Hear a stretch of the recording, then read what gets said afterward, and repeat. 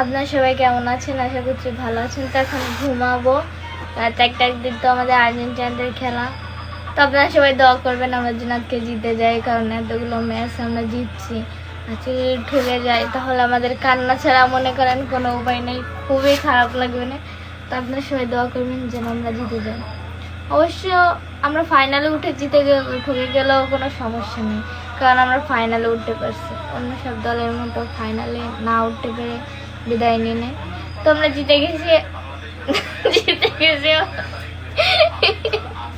তো আপনারা সবাই দোয়া করবেন আমরা যদি জিতে যাই।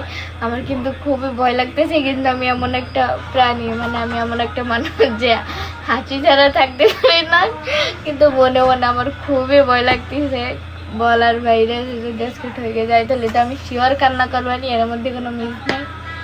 এমনি বয়তে ঘুম হবে নাকি না হবে না এটা সন্দেহ। তো আপনাদের সবার কাছে আমি দোয়া